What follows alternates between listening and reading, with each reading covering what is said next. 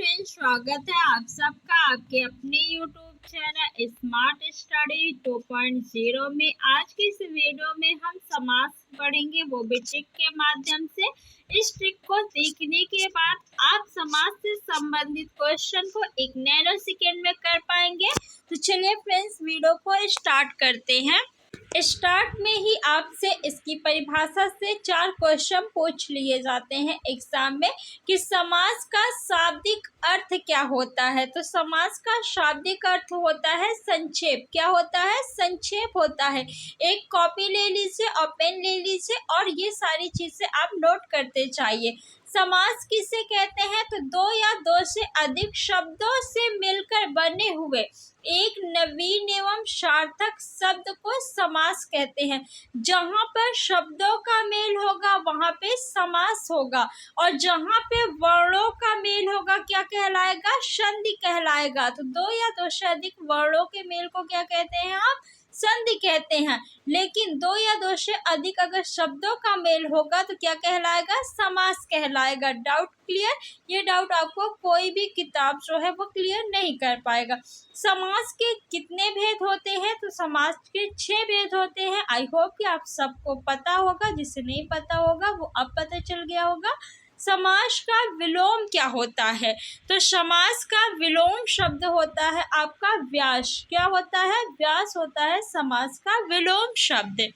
तो समास के कौन से वो 6 भेद है जिनसे एग्जाम में आपसे क्वेश्चन पूछा जाता है, जिसे हम ट्रिकी वे में पढ़ेंगे। तो पहला आपका है द्वंद्व समास, द्विगु समास, तत्पुरुष समास, कर्मधारय समास, अव्ययीभाव समास और बहुव्रीहि समास। ये 6 समास के भेद होते हैं और इन्हीं से क्वेश्चन एग्जाम में आपसे पूछा जाता है। इसके सिवा और कुछ भी नहीं पूछा जाएगा। तो चलिए हम इसे ट्रिक के माध्यम से पढ़ लेते हैं। द्वंद्व समास। द्वंद्व समास की परिभाषा से एग्जाम में क्वेश्चन पूछ लिया जाता है कि द्वंद्व समास किसे कहते हैं।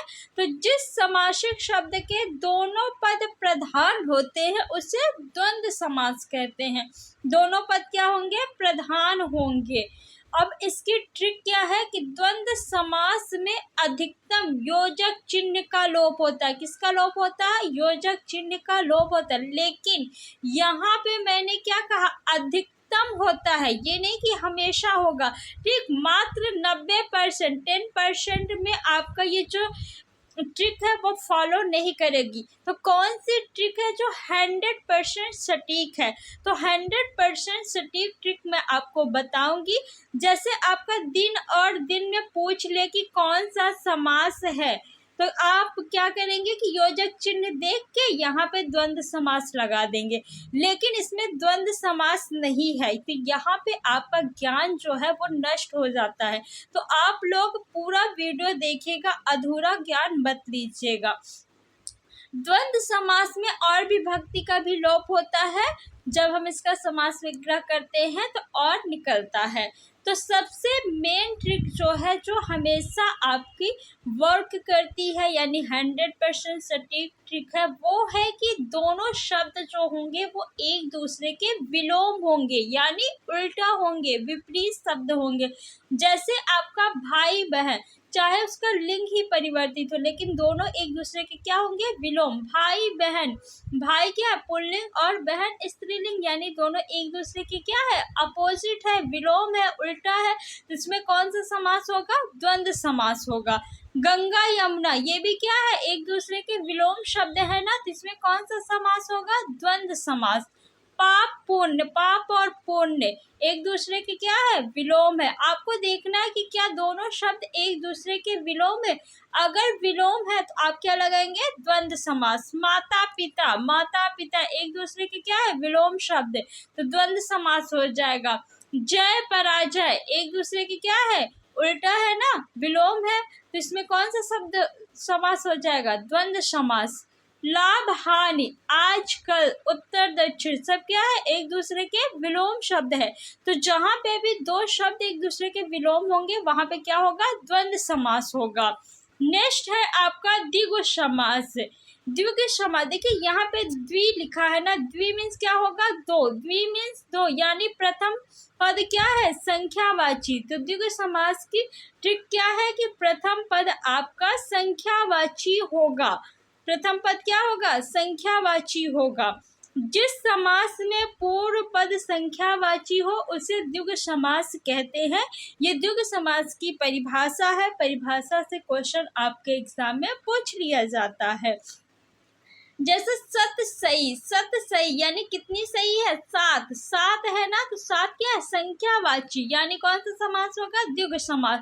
चौराहा, चार राहों का समाहार, चार क्या है, संख्या है ना, चौ यानी चार, तो क्या हो गया आपका द्विगु समास। त्रिभुज यानी तीन भुजा हो, जिसमें तीन भुज हो, तो त्रिभुज यानी तीन, तीन क्या है, संख्या है, तो कौन सा समास हो जाएगा, द्विगु समास। दो पहर का समाहार, तो दो क्या है आपका संख्यावाची। तिरंगा, तीन रंग का, यानी तीन क्या है, संख्या है, तो प्रथम पद संख्या, द्विगु समास। नेक्स्ट आपका है कर्मधारय समास। इसकी परिभाषा से भी क्वेश्चन पूछता है, तो इसकी परिभाषा क्या है, जिस समास में पूर्व पद विशेषण और उत्तर पद विशेष हो, पूर्व पद क्या हो, विशेषण हो, और उत्तर पद विशेष हो, उसे हम क्या कहते हैं, कर्मधारय समास कहते हैं। विशेषता बताने वाले समास को कर्मधारय समास कहते हैं। इसकी ट्रिक क्या है कि जहाँ पे विशेषता बताई जाए वहाँ पे क्या होगा, कर्मधारय समास होगा। जैसे काली मिर्च, मिर्च की क्या है, विशेषता बताई जा रही है कि मिर्च कैसा है, काला है, काली है। लाल मिर्च, लाल कलर की मिर्च, यानी मिर्च की विशेषता बताई जा रही। जैसे अभी आपसे पूछे कि आपका रंग कैसा है, गोरा है, हल्का सांवला है, काला है, तो वो क्या होगी, आपकी विशेषता होगी कि किस तरह आपका रंग है। तो इसी तरह काली मिर्च यानी विशेषता बताई जा रही है कि काली है जो मिर्च। नील कमल, किस कमल की बात की जाए, जो नीला है, नीला क्या है, नील कमल, नीला है जो कमल, कमल की विशेषता बताई जा रही है। तो कौन सा समास होगा, कर्मधारय समास। चंद्रमुखी, चंद्र की समान मुख वाली, यानी विशेषता बताई जा रही है, तो क्या होगा, कर्मधारय समास होगा। तो कर्मधारय समास में विशेषता बताई जाती है। अव्ययी भाव समास, अव्ययी भाव समास, तो जो आपका दिन, दिन योजक चिन्ह वाला ज्ञान था अधूरा, वो यहाँ पे आपको बताया जाएगा कि दिन, दिन में कौन सा समास होता है। जिस समास में पूर्व पद अव्यय हो, अव्ययी भाव समास कहलाता है। इसमें पूर्व पद यानी प्रथम पद जो है प्रधान होता है।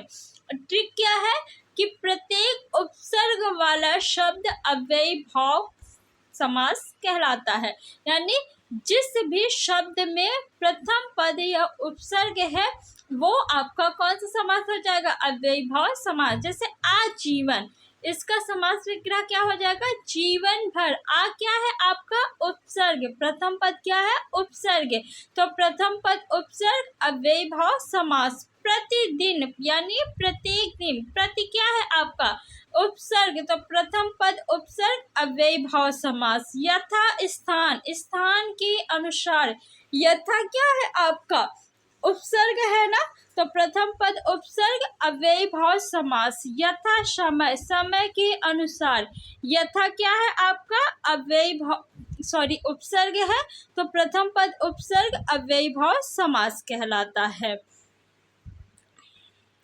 बहुव्रीहि समास, बहुव्रीहि समास की ट्रिक क्या है कि जिस समासिक शब्द के दोनों पद प्रधान हो और समस्त पद के अर्थ के अतिरिक्त कोई सांकेतिक अर्थ प्रधान हो, उसे बहुव्रीहि समास कहते हैं।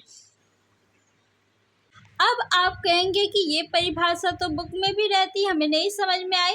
तो सिंपल से देखिए, जिसमें दोनों में से कोई भी पद प्रधान ना हो उसका अर्थ प्रधान हो, यानी जिसमें अर्थ की प्रधानता हो उसमें क्या होगा आपका बहुव्रीहि समास। ट्रिक क्या है, अर्थ की प्रधानता।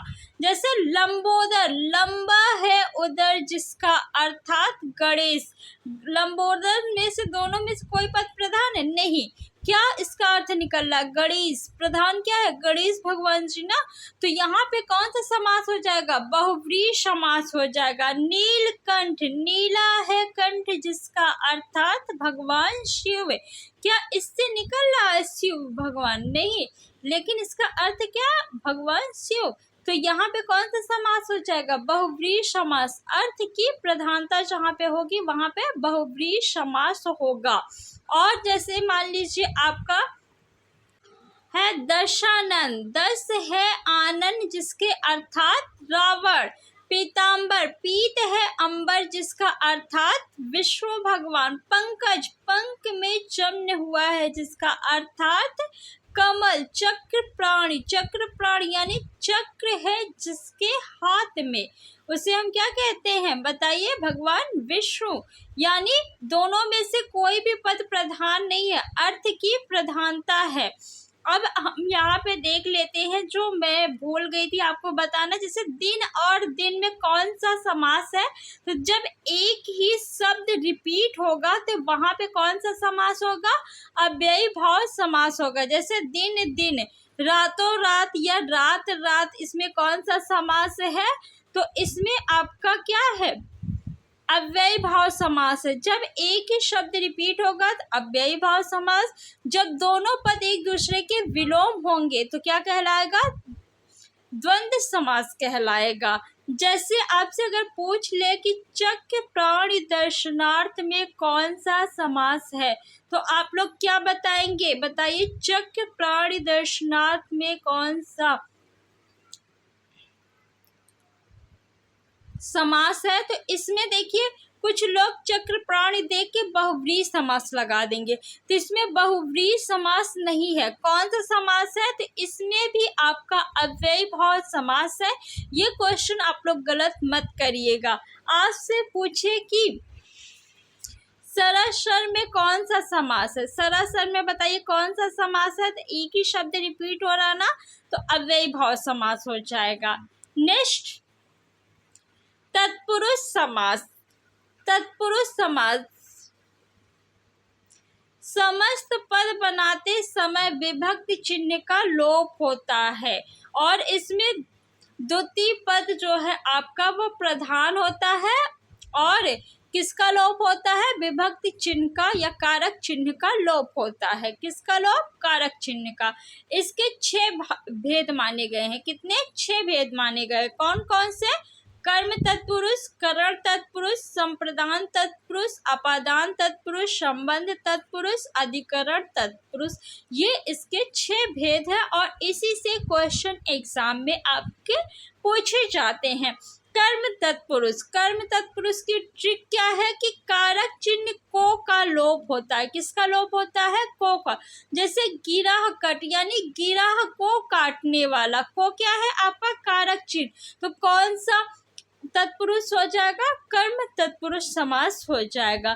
स्वर्गवास यानी स्वर्ग को प्राप्त, को कारक चिन्ह का लोप है ना, तो कर्म तत्पुरुष हो जाएगा। चिड़ी मार, चिड़ी को मारने वाला, कर्म तत्पुरुष। जेब कतरा, जेब को कतरने वाला, क्या हो जाएगा? कर्म तत्पुरुष।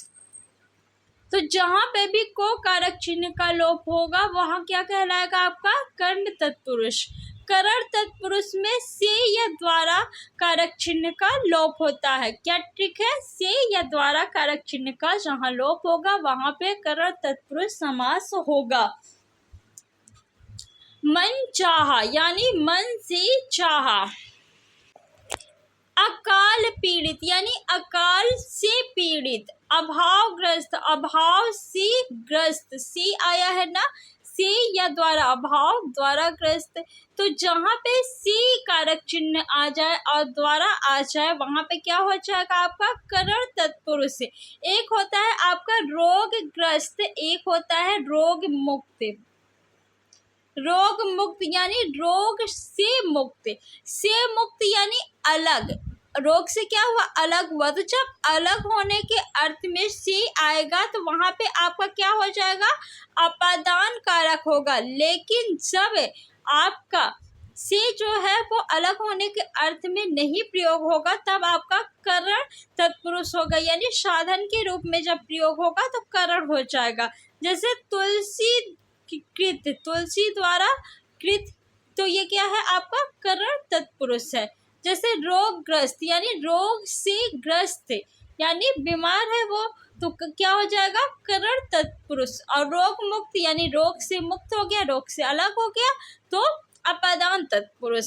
नेक्स्ट है संप्रदान तत्पुरुष। इसकी ट्रिक क्या है कि संप्रदान कारक चिन्ह को के लिए का लोप होता है। जैसे रसोई घर, रसोई घर यानी रसोई के लिए घर, किस क्या है आपका के लिए कारक चिन्ह, तो क्या हो जाएगा संप्रदान तत्पुरुष। मार्ग व्यय, मार्ग के लिए व्यय, यानी के लिए आया ना, तो क्या हो जाएगा संप्रदान तत्पुरुष। आराम कुर्सी, आराम के लिए कुर्सी, संप्रदान तत्पुरुष। घर खर्च, घर के लिए खर्च, संप्रदान तत्पुरुष। के लिए आया तो क्या हो गया संप्रदान तत्पुरुष। अपादान तत्पुरुष, अपादान कारक चिन्ह का लोप होता है। क्या होता है अपादान कारक चिन्ह से इसका जो प्रयोग होता है वो अलग होने के अर्थ में होता है। जैसे देश से निकाला, देश निकाला, देश से निकाला, देश से क्या हो गया अलग हो गया ना, देश से निकाल दिया गया है, बाहर कर दिया गया है। तो जहाँ पे भी से का प्रयोग अलग होने के अर्थ में होगा वहाँ पे अपादान तत्पुरुष होगा। ऋण मुक्त, ऋण से मुक्त यानी ऋण से अलग हो गया है, उसने अपना ऋण चुका दिया है। तो जहाँ पे भी से का प्रयोग अलग होने का अर्थ में होगा अपादान कारक। आकाश पतित यानी आकाश से पतित, आकाश से अलग हो रहा है, तो क्या हो जाएगा अपादान कारक। काम चोर, काम से जी चुराने वाला, काम से बच रहा है ना, जी चुरा रहा है, अलग हो रहा है, तो क्या हो जाएगा अपादान तत्पुरुष समास। संबंध तत्पुरुष समास, इसमें संबंध कारक चिन्ह का लोप होता है। संबंध कारक चिन्ह क्या होता है का, की, के, रा, री, रे। इसमें देखिए को नहीं आता, को क्या है नहीं है ना, का, की, के, तो का, की, के या रा, री, रे जहाँ पे भी आ जाए वहाँ पे क्या होगा आपका संबंध तत्पुरुष समास। इसमें का, की, के ही आपको ज्यादातर देखने को मिलेगा।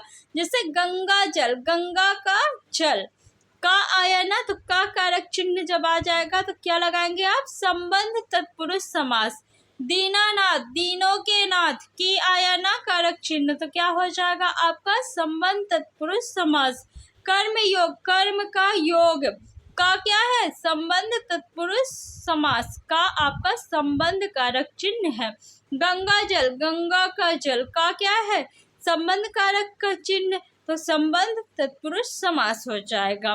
नेक्स्ट आपका है और आज की इस वीडियो का लास्ट है अधिकरण तत्पुरुष समास। इसकी ट्रिक क्या है कि अधिकरण कारक चिन्ह में पर का लोप होता है। जैसे नगरवास यानी नगर में वास, नगरवास, नगर में वास में क्या है आपका अधिकरण कारक चिन्ह है, तो यहाँ पे अधिकरण तत्पुरुष समास हो जाएगा। आप बीती, आप पर बीती, आप पर बीती यानी पर आ गया, पर क्या है अधिकरण कारक चिन्ह, तो अधिकरण तत्पुरुष समास हो जाएगा। अब बीती में आत्मनिर्भर यानी आत्म पर निर्भर, तो इसमें भी कारक चिन्ह पर आ गया तो अधिकरण तत्पुरुष समास हो जाएगा। जलमग्न यानी जल में मग्न या ध्यान मग्न, ध्यान में मग्न, तो क्या हो जाएगा अधिकरण तत्पुरुष समास। तो फ्रेंड्स आपको वीडियो कैसा लगा हमें कमेंट बॉक्स में कमेंट करके बताइएगा। मैंने समास ऑप्शन से करने की ट्रिक भी बताई है, अगर आपने नहीं देखा है तो डिस्क्रिप्शन में लिंक दिया हुआ है, जाके देख लीजिए। Thanks for watching.